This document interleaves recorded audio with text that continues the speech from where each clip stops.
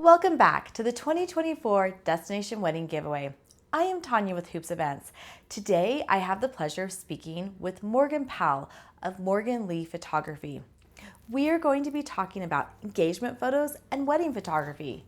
And at the end of the video, you will get to select where Bjorn and Presley are going to do their engagement shoot. So subscribe below and watch the video as we reveal the 3 engagement locations.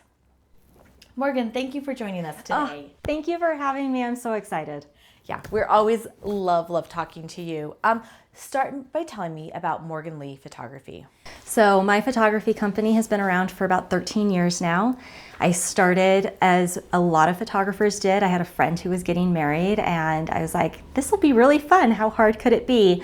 Their wedding was in January. The high of that day was 15 degrees here in Salt Lake.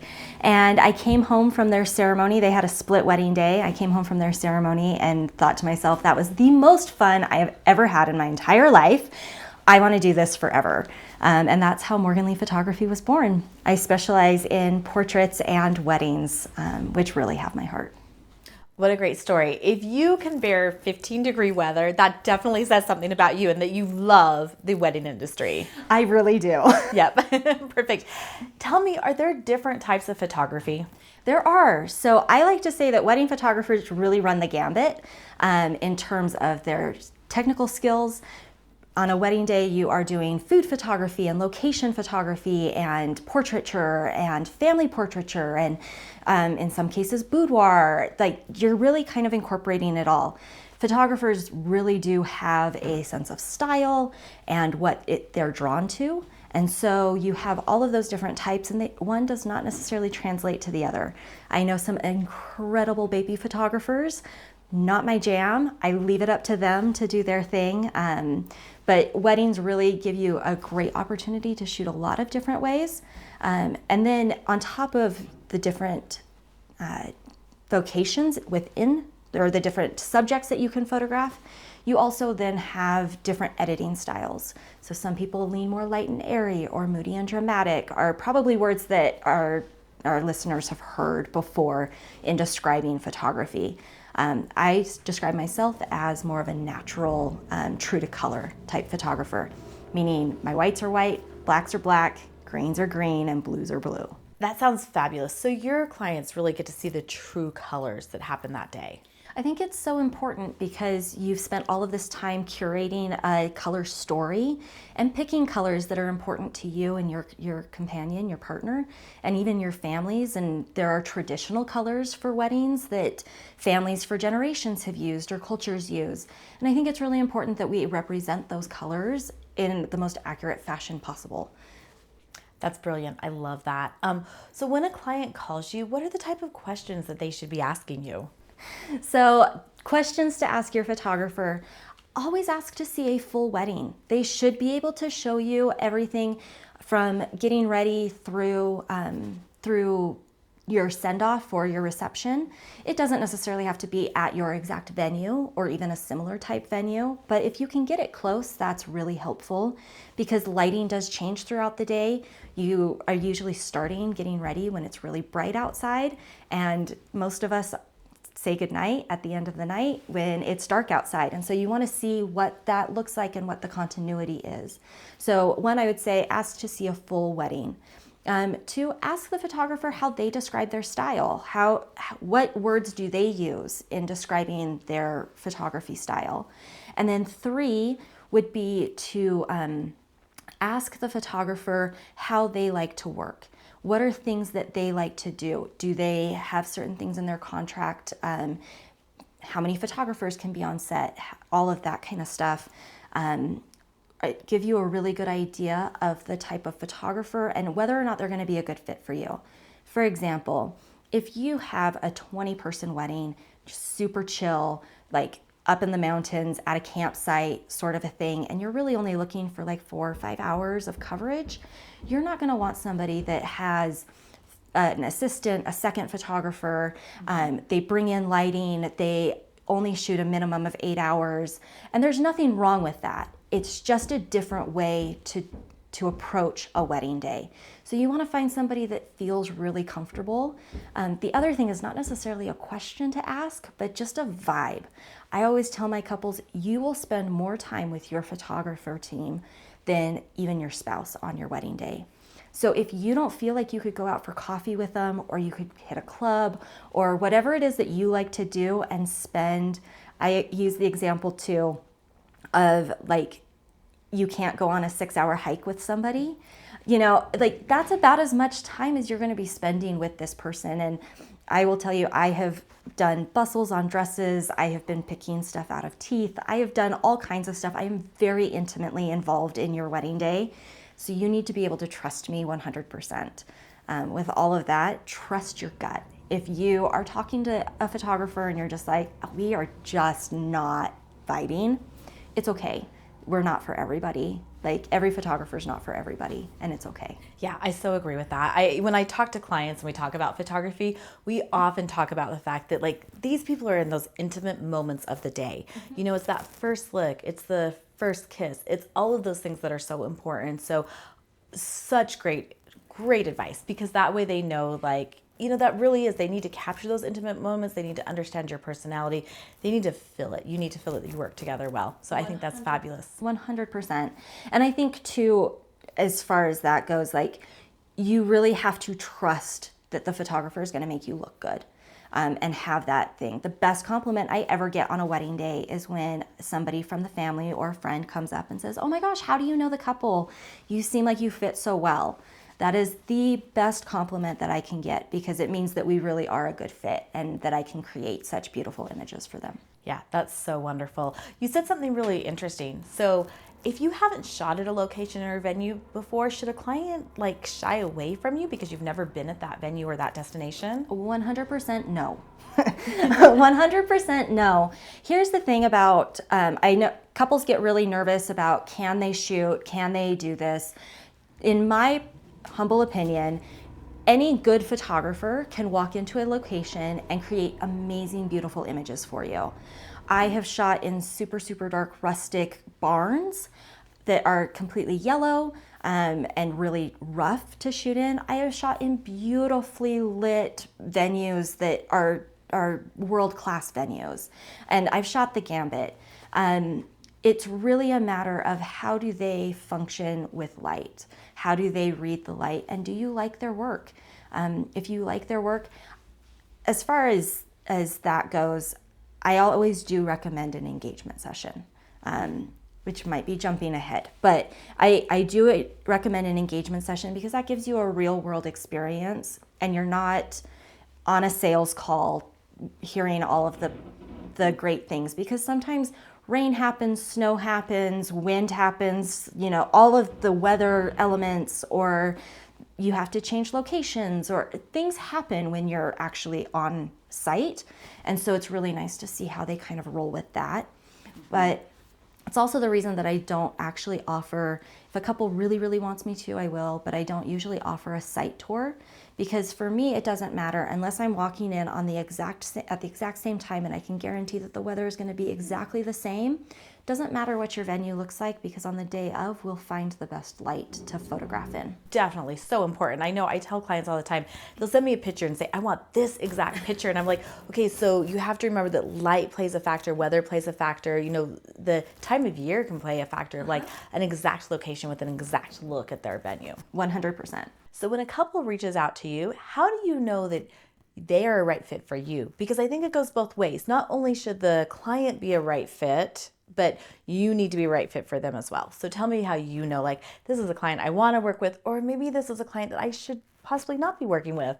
So I will say I've been really lucky in my career. I have a handful of clients that, looking back on, I knew at the initial call that I should not have worked with them. I knew we weren't a good fit.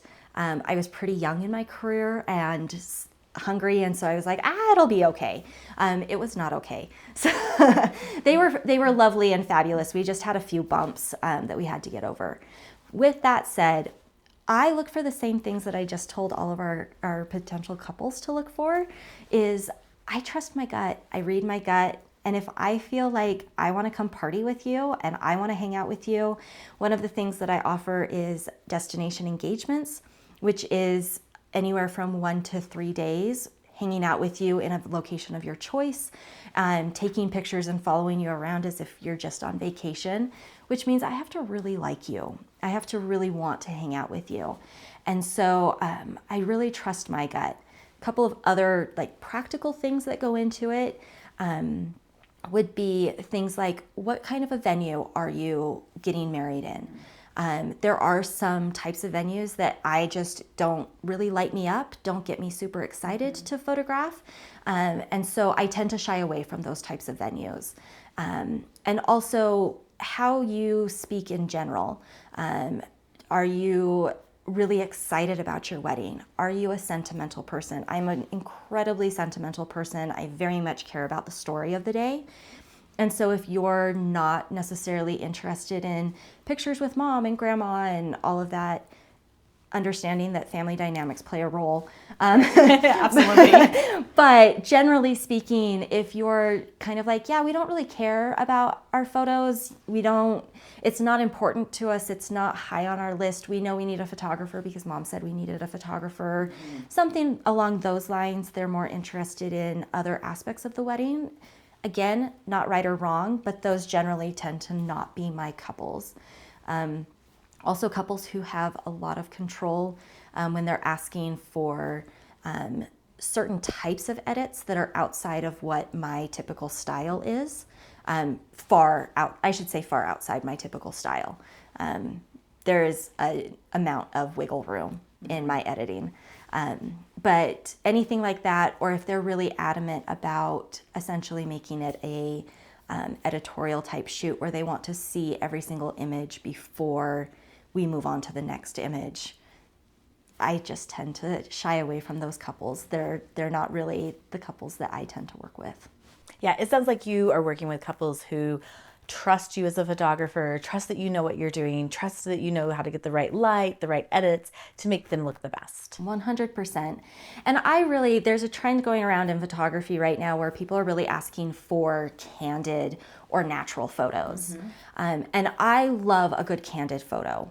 I have no problem with getting that. And actually, when you think about a wedding day, the majority of your wedding day is going to be candid. Yep. And I have that conversation with couples often. You know, I'm not going to run up to your altar or the head of the aisle to fluff your dress or fix you so that you look right. So your ceremony is going to be completely candid. Your reception is pretty going to be candid. It's really a small portion of the day that is actually staged photos.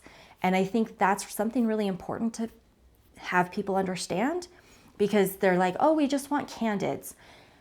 I like to use the term candidly posed. So I put you in this beautiful light in a beautiful pose, and then I'll say something, like laugh at each other or tell a silly joke or give us your grocery list or whisper your grocery list in the sexiest voice you can in your partner's ear. Silly stuff like that give you guys an emotion and give you guys something to then do that give you that real candid emotion.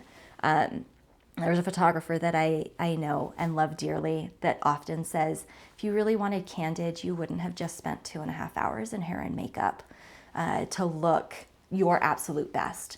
So let your photographer make you look your absolute best. I love that. That's such a great point, because yes, most couples spend 2.5 hours, sometimes plus, in getting their hair and makeup done. So that's fabulous. Yeah. Okay. So photographers, I know, can be a wide range of costs. So tell me a little bit about what your average costs are and kind of what to look for when you're looking for costs with your photographer. Yeah, photography is one of those big ticket items on everybody's wedding list, and I understand that 100%. It's a big one. Also, photography itself is one of the only things that you get to take with you at the end of the day. So once the event is over, you have your spouse, your video, and your photos. And that's what you get. That event will never happen again with those people in that location. Just such is life. So for me personally, and I get that I'm biased here, but wedding photography is incredibly important in my opinion. My services start at about $5,000. I do not charge per hour. So really my question becomes, how much of your story do you want me to tell? And I do it based on events. So if you want to end your album with your first dance, I will stay through your first dance. If you want your album to end or your gallery to end with your send-off at the end of the night, I will stay until the end of the night. There are different costs associated with that, but that's generally how I like to price myself for my couples. Because like I said earlier, I think that the story is important and what story we're telling. Most photographers, though, if you're looking like what kind of a range should I be in to get a good photographer, I would say anybody less than 3,500, not that they're not good, because I have seen some incredibly talented artists that do not charge $3,500. But $3,500 tends to be a pretty good gauge of experience, how many events they've done, the location in which you are, that you can be fairly confident that they're going to be able to capture your event technically and emotionally well. Fabulous. I think budget question is always, well, I know the budget question is always such a big question point, and you're trying to navigate so much with a wedding, like so many different line items. And so having a good thought process on, what a photographer costs. And I know that they can go, up to 6 figures. There are wonderful photographers out there in all different ranges, yes. But they can go very high, and it depends on the story, which I love the fact that you do it based on story. It depends on the story. It also depends on the location. I like to use, the 3 bears approach. You don't want anything that's too cheap. You don't necessarily want the most expensive or need the most expensive. You kind of want to find that sweet spot. But as far as budget goes, it really comes down to what story do you want to tell, and how long is it going to take to tell that story? Like we mentioned earlier, you just spent 2.5 hours getting hair and makeup done. Do you really want 15 minutes for portraits? And if the answer to that is yes, that's totally fine, but that's a question that I don't think a lot of couples ask. I had a couple once who they scheduled their ceremony to end and dinner to start right at the same time. And I was not part of that conversation, and I got the timeline and I looked at it and I went, well, when are we going to do pictures? And they hadn't even thought about how long it would actually take to do pictures. So I guess that's like a bonus question here, or a bonus answer. The question that you guys can ask is like, how long do you like to take for portraits? How much time do you want for that? Yeah, as a planner, that's something that always is in our mind, right? Like when we look at a timeline, we're absolutely scheduling photos in. We're finding out how many family members. So yes, what an important question. And that, factors into that budget question too, because how long is that story going to be told? So an absolutely important point. Okay, So let's talk about starting Bjorn and Presley's story. So it's going to start with engagements. Yes. Okay, great. So tell me, what are the 3 locations that our viewers get to choose from for the engagement session? So we have 3 different locations. We are super excited about them. We chatted with Presley and Bjorn a little bit about kind of what their vision for their engagements were, and came up with 3 really great options. So I'm going to go from like furthest to closest. Perfect. So furthest away, we would do a session in Yosemite National Park. Yosemite is one of the most beautiful national parks. It has so much history, and such a history of photography. Ansel Adams is famous for his landscapes in Yosemite. So I should back up. One of the things that was really important for them was to be able to include their dog in their engagement sessions. So all of the locations that we've chosen do allow domesticated animals. Fabulous. So we get to include the puppy on this. So first, Yosemite. Our second location is Arches National Park in southern Utah. Those red rocks and those amazing formations, just really the grandeur of it all is something to be just, oh my gosh, it makes me so happy. I have lived in Utah for many years, and it's been a bucket list for me to shoot a session in Arches National Park. So Arches National Park is number 2. And our third option is local to Salt Lake, or close enough to Salt Lake. It would be Tibble Fork Reservoir. So it's a reservoir up one of our canyons, beautiful location with a shot of Mount Timpanogos in the background, super easy to get to and very dog friendly. So 3 locations are Yosemite National Park, Arches National Park, and Tibble Fork Reservoir. Yeah, fabulous. I definitely think those fit what they were asking for. So as a planner, we always ask, what are you looking for? What do you want to remember? And so these definitely fit those questions that we asked them. Fit the dog, of course, and what exciting, great locations. And it sounds like there's one that you want to shoot. So viewers, to keep that in mind as well. There's a couple of them on that list. Okay. So yeah, that's perfect. Yep. So, and remember, the viewers get to choose. So this is going to be really exciting to find out where this photo shoot is taking place. I know. It's going to be amazing. And we've had such a great spring with all of the water and stuff. So everything's looking really green and beautiful. And I'm so excited to get their engagements done. Yeah, that's fabulous. Before we wrap, is there anything else that you would like to share with our viewers? I am so excited to be a part of this. I am so excited to work with Presley and Bjorn. They are the most adorable couple ever. And I'm so excited that we get to bring this to life for them. I think as far as photography goes, we've really covered a lot today. A lot for you guys to think about as you're looking at your photographers and potential photographers. I think if I could leave one thing, if you listened to nothing and just fast forwarded to the very end here, it would be, think about the story.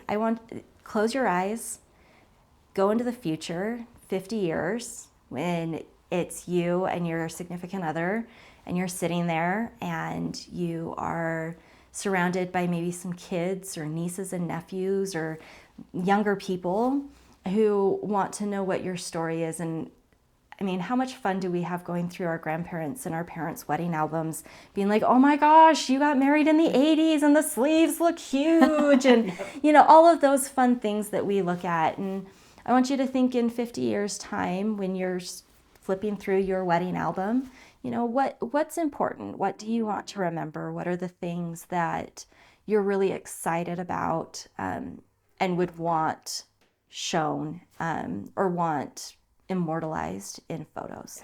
Thank you so much, Morgan, for joining us today. And I'm so excited that you are a part of this fabulous giveaway for our lucky couple. And I can't wait to see where the engagements are going to take place. Me neither. Thank you so much for having me. Yeah, you're so welcome. Remember that you, the viewers, get to select the engagement location. As a planner, when looking at the locations, here are some things that Presley and Bjorn have told us that I would take into account. They love the outdoors. They love to hike. Bjorn loves to ski. This is why he currently lives in Utah. They would love a location where they can take their dog. As a reminder, the locations are Yosemite National Park, Arches National Park, and Tibble Fork Reservoir. To vote, go to Destination Inspirations Instagram account. We will also put the link below in the description. As a reminder, voting ends on July 20th. Remember to subscribe below so you will know when new information comes out, including the announcement of the engagement location.